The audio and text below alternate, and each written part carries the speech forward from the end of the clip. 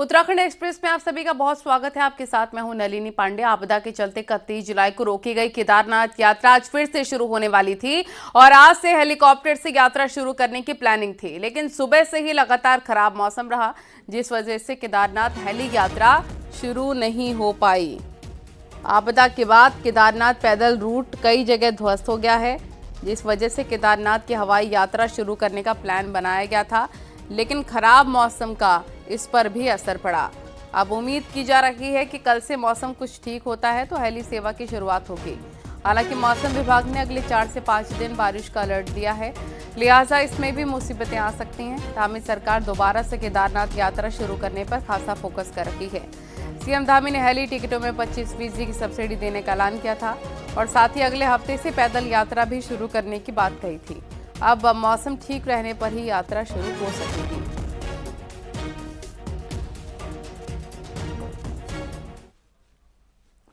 केदार घाटी में बारिश की वजह से मंदाकिनी नदी बना फोल्डिंग पुल बह गया। सेना ने मंदाकिनी नदी पर पुल बनाया हुआ था। बारिश के बाद मंदाकिनी नदी का जलस्तर लगातार बढ़ रहा है और नदी के उफान में फोल्डिंग भी बह गया। 2 दिन पहले ही इस पुल को बनाया गया था। इस पुल की वजह से राहत और बचाव कार्यों में काफ़ी मदद मिल रही थी, लेकिन लगातार बारिश के चलते मंदाकिनी का उफान देखने को मिला और उसी उफान में पुल बह गया। अब सेना एक बार फिर से नया पुल बनाने में जुटी है। उम्मीद की जा रही है कि नया पुल जल्दी ही अगर बना लिया जाएगा, राहत और बचाव कार्य तेजी से फिर शुरू हो पाएगा।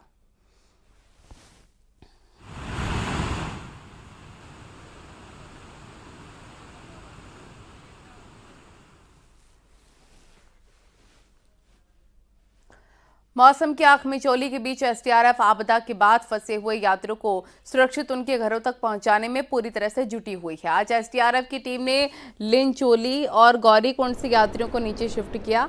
रास्ते टूटे हुए हैं, लिहाजा यात्रियों को जंगलों के बीच से निकाला जा रहा है।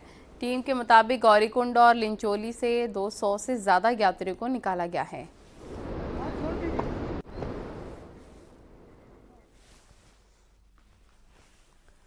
केदार घाटी में आई आपदा के बाद भीमताल से सोनप्रयाग तक पैदल रास्ते बह गए हैं, जिन्हें फिर से तैयार किया जा रहा है। लगभग 29 जगहों पर सड़कों को नुकसान हुआ है। ऐसे में अब सोनप्रयाग से सबसे पहले सड़क बनाने का कार्य शुरू कर दिया गया है। सीएम धामी ने निर्देश दिए हैं कि पहला फोकस रास्तों को और सड़कों को ठीक करने पर है। इसके लिए लगातार अधिकारी और कर्मचारी जुटे हुए हैं। लेकिन जैसा कि आप देख सकते हैं कि मौसम जब तक हमारा साथ नहीं देगा तब तक हम उस काम को उस स्पीड से नहीं कर पाएंगे जितनी की हमें करने की अपेक्षा की जा रही है। इस पूरे अभियान में लगभग इस समय तक जब हम आपसे बात कर रहे हैं लगभग 300 लेबर्स हमारी रास्ते में काम कर रही हैं और 3 डिपार्टमेंट्स मेजरली इसमें इन्वॉल्व हैं, पीडब्ल्यूडी, इरिगेशन और विद्युत विभाग। और हम लोग इसको पूरी तरह से युद्ध स्तर पर कर रहे हैं कि जल्दी से जल्दी यात्रा हमारी पैदल मार्ग भी बहाल हो जाए। केदार घाटी में कुदरत के कहर से कई लोगों की जान चली गई। उसमें से एक सचिन भी था, जिससे प्राकृतिक के प्रकोप को अपना आंखों देखी बताया है। इसी पर आपको दिखाते हैं रिपोर्ट।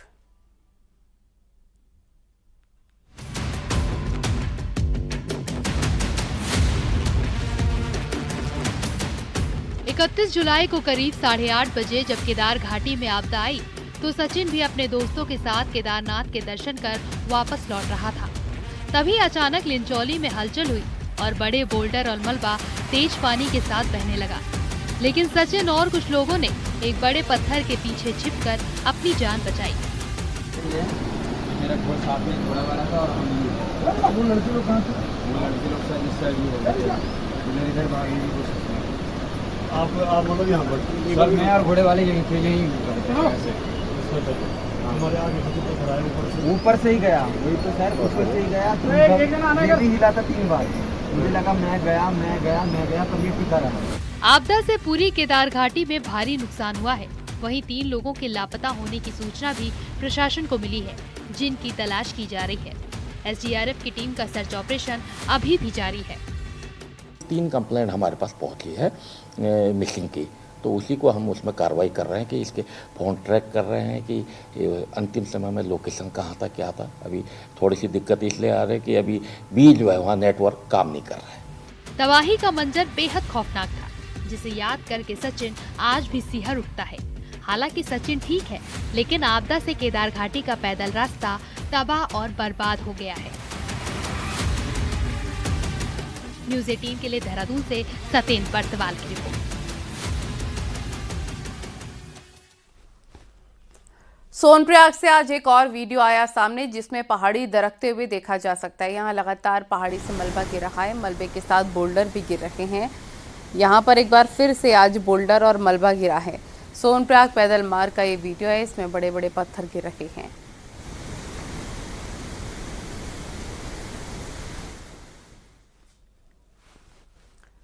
उत्तरकाशी में भागीरथी नदी का जलस्तर लगातार बढ़ रहा है। वहीं सिरोर के पास एक टापू पर 2 बैल और एक गाय फंस गई थी, जिसकी सूचना गांव के लोगों ने आपदा कंट्रोल रूम को दी और इसके बाद आपदा प्रबंधन की QRT टीम और फायर सर्विलांस जो टीम है उन्होंने संयुक्त रूप से रेस्क्यू ऑपरेशन चलाया है। गाय और 2 बैलों को सकुशल निकाला है, सुरक्षित स्थान पर भी पहुंचाया।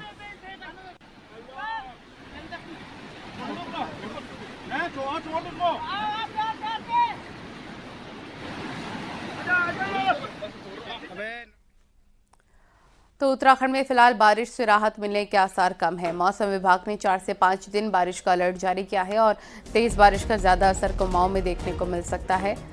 मौसम विभाग ने चमोली, बागेश्वर, ऊधम सिंह नगर के लिए ऑरेंज अलर्ट जारी किया है।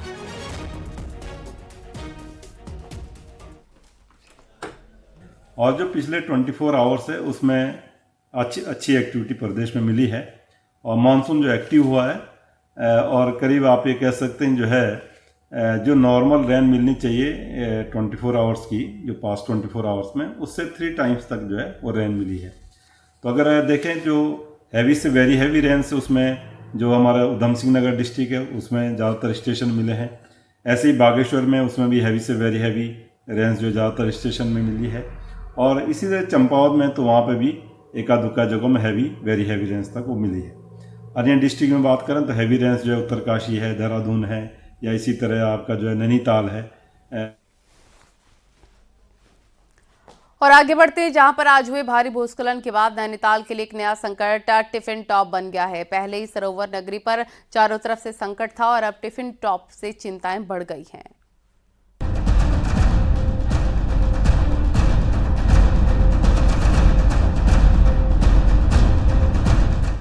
नैनीताल में टिफिन टॉप ने चिंता को बढ़ा दिया है। टिफिन टॉप की पहाड़ी भरभरा कर नीचे गिर गई और टिफिन टॉप की मशहूर दोरोथी सीट एक झटके में ही मलबे में तब्दील हो गई। वहीं बड़े बड़े बोल्डर टूटने से हर कोई दहशत में है। लोगों का आरोप है कि प्रशासन को कई बार आगाह करने के बाद भी टिफिन टॉप की सुध नहीं ली गई और अब पूरी पहाड़ी ही दरक गई। और एक हमने एक बहुत बड़ी पहचान जो है अपनी नैनीताल की खो दी है, जिसको हम दौलती शीट के नाम से जानते भी थे। और टिफिन टॉप के जब भी आदमी जाता था टिफिन टॉप तो वहीं पर ही जाके उसे सुकून मिलता था और वो पूरे नज़ारे देखता था। अब वो जगह रही नहीं, तो मेरे ख्याल से अब एक नक्शे से टिफिन टॉप नाम की चीज है वो भी हल्के हल्के मिटते जाएगी। टिफिन टॉप नैनीताल शहर का पर्यटन स्पॉट है और यहाँ से सरोवर नगरी की सुंदरता के दीदार होते हैं, लेकिन पहाड़ी दरकने से इस पर्यटन स्थल पर भी संकट के बादल मंडरा रहे हैं। देखिए, इसका सबसे पहले जियोलॉजिकल इसका सर्वे कराया जाना आवश्यक है, क्योंकि उसमें दरार के नीचे वाला जो पोर्शन था उसमें पिछली बार भी काफ़ी प्रयास किया गया, लेकिन उसको चूँकि वहाँ पर काम कर पाना संभव नहीं हो पा रहा था। अभी वर्तमान में फिर से एक जियोलॉजिकल सर्वे करवा करके इसमें एक हाई पावर कमेटी इसमें गठित करवाई। बहरहाल पर्यटकों की भीड़ और गाड़ियों के दबाव का असर शहर पर तो पड़ा ही है और भार वहन करने की क्षमता खत्म होने से ऐसे भूस्खलन होने लगे हैं। ऐसे में अब भी अगर नहीं संभले तो आने वाली पीढ़ी के लिए कुछ नहीं बचेगा। मैं इस वक्त खड़ा हूं शहर के बीचों बीच। मेरे इस तरफ है टिफिन टॉप, तो इस तरफ है चाइना पीक, इस तरफ है चाटन लॉज, तो मेरे इस तरफ है बलिया नाला और ठंडी सड़क। पूरा शहर चारों तरफ से आपदा की मार झेल रहा है। हालांकि पर्यटन का दबाव अब भी कम नहीं किया गया, तो टिफिन टॉप जैसे हाल एक दिन पूरे नैनीताल के हो सकते हैं। वीरेंद्र बिष्ट, न्यूज़ 18, नैनीताल।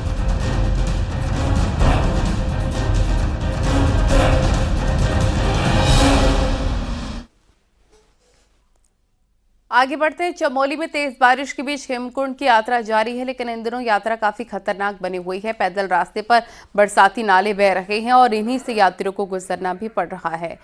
इसके साथ घोड़े खच्चर भी इन्हीं रास्तों से गुजर रहे हैं। चमोली में बारिश का अलर्ट है। प्रशासन ने सभी यात्रियों से यात्रा के दौरान सतर्क रहने के लिए कहा है।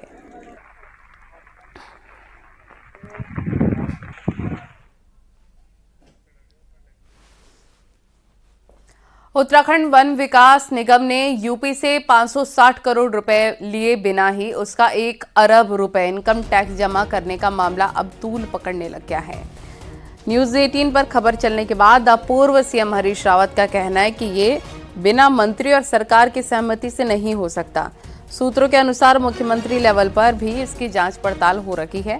मामला खुलने के बाद वन विकास निगम के अफसरों में हड़कंप मचा हुआ है और इस बीच जानकारी मिली कि पूरी रकम 2016 में तत्कालीन एमडी वन निगम STS लेप्चा के कार्यकाल में जमा की गई है।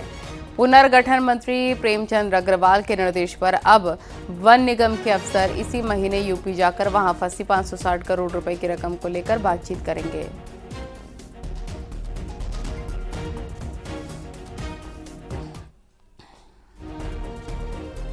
इनकम टैक्स विभाग ने लगभग 96 करोड़ रुपया उत्तराखंड वन निगम से उसमें अकाउंट सीज कर लिए थे और उन्होंने कुछ पैसा तो सीज कर लिया उसमें और एक धनराशि हमने जमा भी करी। तो कुल मिला के इनकम टैक्स के डिपार्टमेंट के द्वारा जो कार्रवाई की गई उसमें जमा किया गया। पूरी धनराशि के लिए हमने लगातार लिख भी रहे हैं और इस महीने संभवतः हम लखनऊ में जाकर के वन निगम के संबंधित अधिकारियों से, उनके प्रबंध निदेशक से और भी शासन के अधिकारियों से उनसे वहाँ पर वार्ता करेंगे।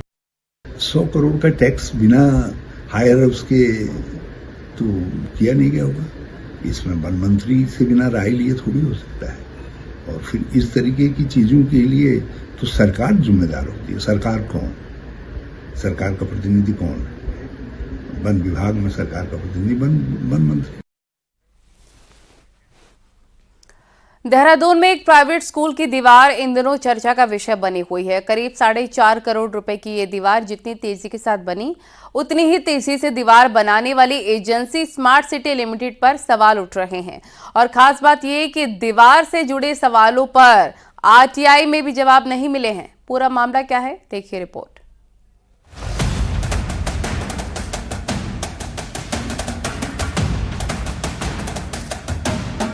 चीन की महान दीवार शायद आपने ना देखी हो, लेकिन ये दीवार आप देहरादून में देख सकते हैं।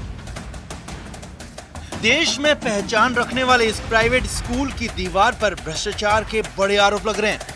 चक्राता रोड पर स्मार्ट सिटी प्रोजेक्ट में ये दीवार बनी है, जिसमें जनता की कमाई के पैसे से मजबूत सरिया सीमेंट लगाया गया है। करीब 300 मीटर की इस दीवार पर 4.5 करोड़ रुपए खर्च हुए हैं।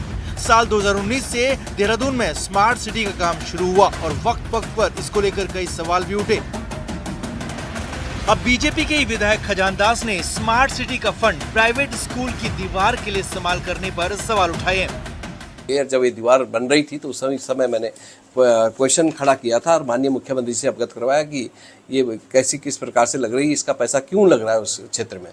तो मुझे लग रहा है कि प्राइवेट संस्थान का ये कार्य स्मार्ट सिटी के पैसे से नहीं होना चाहिए। इसके विरुद्ध मैंने अधिकारियों से भी कहा कि आपने ऐसा क्यों। न्यूज़ 18 ने इस दीवार को लेकर स्मार्ट सिटी के इंजीनियर परवीन कुश से फोन पर बात की, लेकिन उन्होंने कैमरे पर बात करने से इनकार कर दिया। वहीं न्यूज़ 18 ने RTI से भी इस दीवार को लेकर स्मार्ट सिटी से सवाल पूछे, लेकिन स्मार्ट सिटी ने दीवार से जुड़े सवाल के जवाब नहीं दिए। इसके बाद न्यूज़ 18 ने शहरी विकास मंत्री प्रेमचंद अग्रवाल से सवाल पूछे तो उन्होंने इसकी जानकारी होने से इनकार कर दिया। हालांकि बात अलग है कि सरकार के ज्यादातर मंत्री रोजाना आते जाते इस दीवार को जरूर देखते हैं। कांग्रेस ने स्मार्ट सिटी में बनी इस दीवार को भ्रष्टाचार बताया और करीब 4.5 करोड़ की दीवार कैसे बनी, किसके कहने पर बनी, इसकी जांच की मांग की है। नहीं, ये विषय मेरी जानकारी में नहीं है।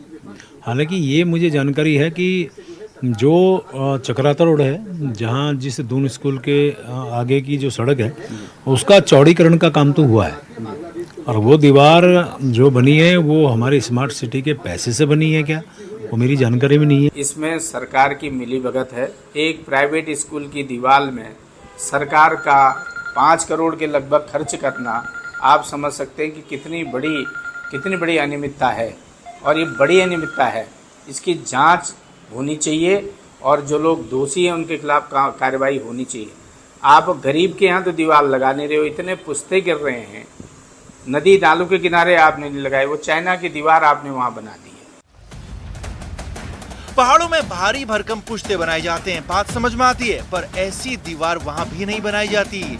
ऐसे में देहरादून में स्कूल की बाउंड्री पर बनी कंक्रीट, सरिया, सीमेंट की ये दीवार सियासी मुद्दा बन गई है और बात दीवार में हुए भ्रष्टाचार की जांच तक पहुंच चुकी है। सतिन बर्तवाल के साथ दीपांकर भट्ट, न्यूज़ 18 देहरादून।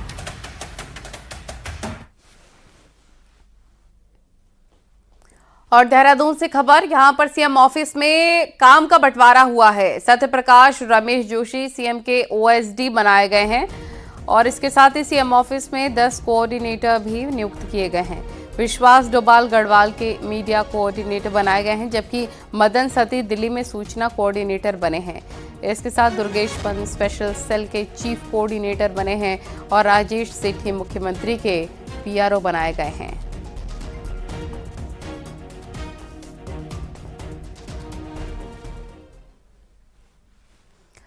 दिल्ली से देहरादून तक उत्तराखंड की भाजपाई सियासत में इन दिनों मेल मुलाकात का दौर चल रहा है। मुलाकातों के इस सियासी मौसम को लेकर कयासों का बाजार भी गर्म है।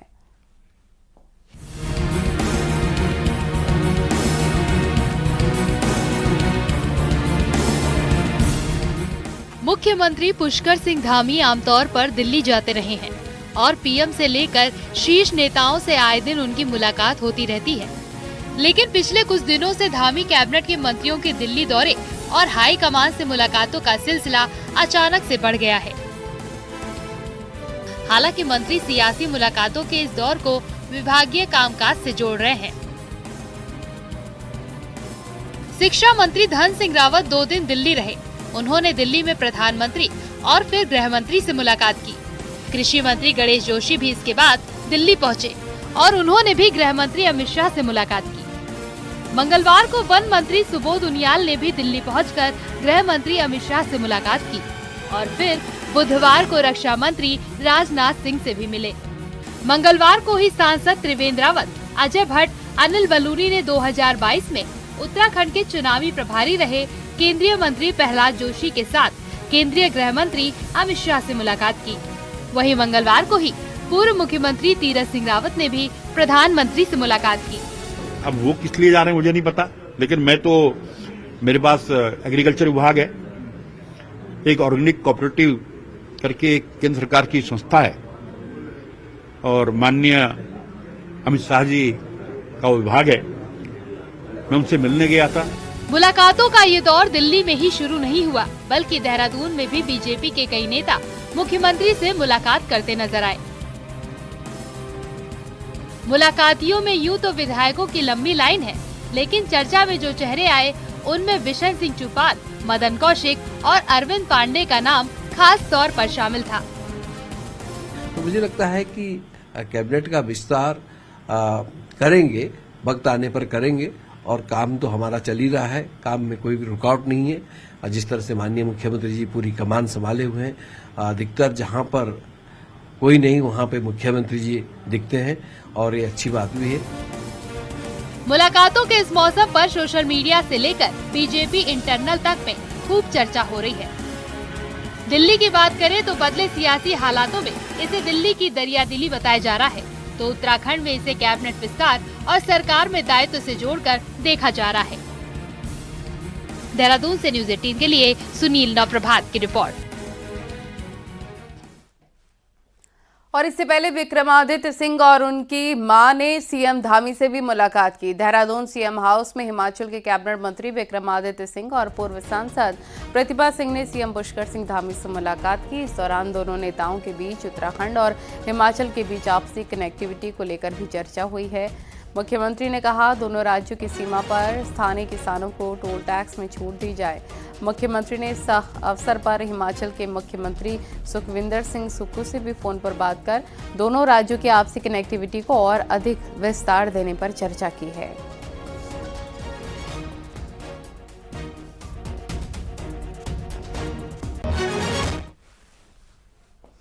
हिमाचल कांग्रेस की प्रदेश अध्यक्ष प्रतिभा सिंह और पीडब्ल्यूडी मंत्री विक्रमादित्य ने देहरादून में पूर्व सीएम हरीश रावत से मुलाकात की। करीब आधे घंटे की मुलाकात में कई मुद्दों पर बातचीत हुई और पूर्व सीएम हरीश रावत ने कहा कि इसे शिष्टाचार भेंट उन्होंने बताया है।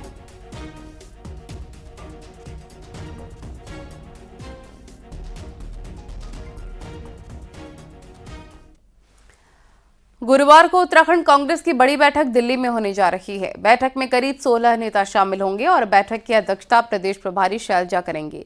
सभी सीनियर नेता इसमें प्रदेश अध्यक्ष करण माहरा, नेता विपक्ष यशपाल आर्य, हरीश रावत, प्रीतम सिंह, गणेश गोदियाल शामिल होंगे। माना जा रहा है कि बैठक में केदारनाथ उपचुनाव, निकाय चुनाव और संगठन को लेकर चर्चा होगी। मंगलौर और बद्रीनाथ सीट पर कांग्रेस की जीत के बाद ये प्रदेश प्रभारी की पहली मीटिंग है।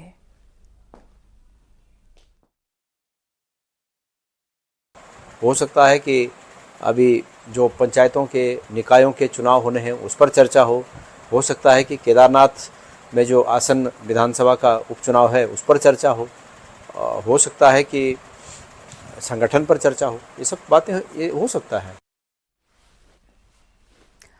अल्मोड़ा शिक्षा विभाग में एक हैरानी भरा मामला सामने आया है। यहां पर जीजीआईसी में पढ़ने वाली एक छात्रा को कॉलेज प्रबंधन के तुगलकी फरमान का सामना करना पड़ रहा है और छात्रा को स्कूल में घुसने तक से बैन कर दिया गया है। देखिए रिपोर्ट।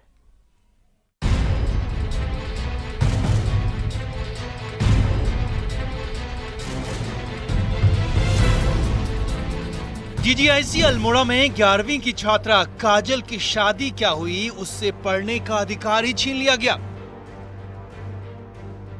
यह हैरान करने वाली हरकत उस स्कूल प्रबंधन की है जहां ये छात्रा शादी से पहले भी पढ़ाई कर रही थी। असल में काजल की शादी बीते महीने 27 तारीख को हुई। शादी के बाद 3 अगस्त को काजल स्कूल लौटी, लेकिन प्रबंधन ने अपनी ही छात्रा के लिए क्लास के दरवाजे पूरी तरह से बंद कर दिए। काजल की माने तो प्रबंधन ने शादीशुदा होने के कारण स्कूल के दरवाजे खुले बंद कर दिए। मेरी 28 जुलाई को शादी होने के कारण मैं स्कूल गई 3 अगस्त को, इसलिए मैं वहाँ बात करने के लिए गई थी स्कूल में। वहाँ पर मुझसे मना कर दिया कि मैं पढ़ाई नहीं कर सकती हूँ, कि बच्चों पर गलत प्रभाव पड़ सकता है, इसलिए मुझसे मना कर दिया। स्कूल प्रबंधन का मानना है कि शादीशुदा की संगत में आने से अन्य छात्राओं पर गलत असर पड़ेगा और ये अजब गजब समझ स्कूल प्रबंधन ने किस नियम से बनाए हैं ये कोई नहीं जानता। छात्रा की लाख फरियाद के बाद भी जब स्कूल प्रबंधन अपने तुगलकी फरमान पर अड़ा रहा तो मामला बड़े अधिकारियों की चौखट तक पहुंचा, जिसके बाद सीईओ ने बीईओ को स्कूल प्रबंधन को तलब करने के ऑर्डर दिए। हमने उनसे यही कहा कि विवाह के बाद अगर बच्चे को नहीं बिठाना होगा क्लास में तो हम उच्चाधिकारियों से पूछेंगे और हमको जो भी दिशा निर्देश मिलेंगे उसके अनुसार हम काम करेंगे। ये बालिका हमारे वहाँ आई थी कल और प्रकरण हमको दिया इसने, तो हमने इसमें खंड शिक्षा अधिकारी को इसके निस्तारण के लिए पत्र जारी किया हुआ है। मेरी भी बात भी हुई थी बीओ साहब से, तो ये बोल रहे थे कि भाई नाम इसका भी कटा नहीं है, नाम इसका ही है, तो निस्तारित हो जाएगा। एडमिशन मिल जाएगा, मिल जाना चाहिए। हमारी जानकारी में ऐसा है नहीं कि शादी के बाद एडमिशन नहीं दिया जाए। इस मामले में स्कूल प्रबंधन पर क्या एक्शन लिया जाएगा ये तो बाद में तय होगा, लेकिन इतना जरूर है कि इस तरह का तुगलकी फरमान जारी करने से अल्मोड़ा जीजीआईसी की जमकर फजीयत हो रही है। साथ ही सवाल ये भी है कि जिन लोगों को स्कूल चलाने की जिम्मेदारी दी है वो क्या इस लायक हैं भी या नहीं। अल्मोड़ा से किशन जोशी और विजयवर्धन उप्रेती की रिपोर्ट। और यहाँ रुकेंगे एक छोटे से ब्रेक के लिए।